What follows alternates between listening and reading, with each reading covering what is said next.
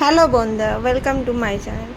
এই যে আমি আমার মা আর কুট্টুসোনা যাচ্ছি ভগবত কথা শুনতে। এই যে আমাদের গ্রাম, রাস্তাটা কতই না সুন্দর আছে।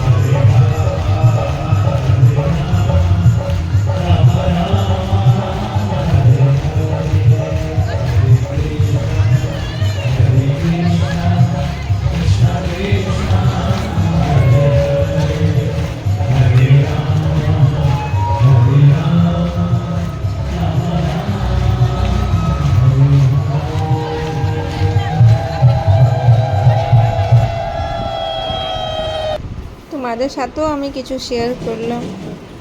আমার মা এই যে কুট্টু খেলা করছে,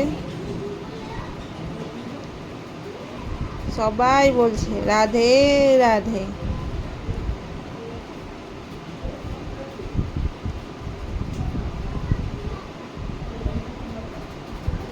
प्रारंभ हो उससे पहले हमको पहुंच जाना चाहिए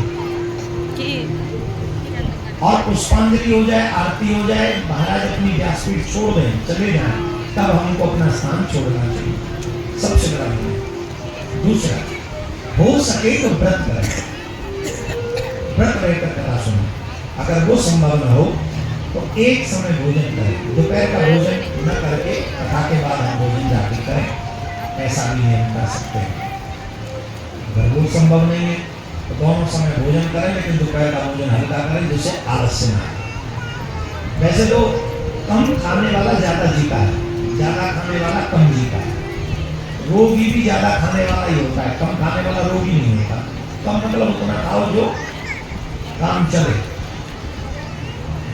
तीसरा नियम, ये चीजें सीख लो। जब भी आओ पहले भागवत व्यासपीठ को प्रणाम करो, सर झुका दो, और जब जाओ तो प्रणाम करके ही जाओ। ये नहीं करते लोग आते हैं, बैठ जाते हो, चले जाते ना। जिस ग्रंथ को आप सुनने आए हो उस ग्रंथ में अगर आपकी निष्ठा नहीं है तो बात नहीं बनेगी, उसमें निष्ठा होनी चाहिए। प्रणाम करो, प्रणाम करके जाओ। दूसरा, कथा सुनने कभी भी खाली हाथ नहीं जाना चाहिए, कभी भी नहीं। जो लोग खाली हाथ जाते हैं वो खाली हाथ ही आते हैं, उन्हें कुछ मिलता नहीं। कुछ जगह ऐसी है जब कभी खाली हाथ नहीं जाना चाहिए। भगवान के मंदिर जाओ कभी खाली हाथ मत जाओ, कथा में जाओ कभी खाली हाथ मत जाओ, अपनी बेटी के यहाँ जाओ कभी खाली हाथ मत जाओ, अपनी छोटी बहन के यहाँ जाओ कभी खाली हाथ मत जाओ।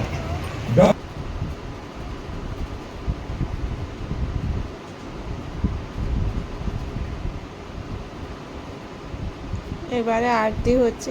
কেমন লাগলো তোমরা সবাই জানিও। আমার ভিডিওটা ভালো লাগলে like share comment and subscribe করে দিও। আর ভগবত কথাটা কেমন লাগলো ওইটাও কমেন্ট করে বলো। Radhe Radhe. Thanks for watching.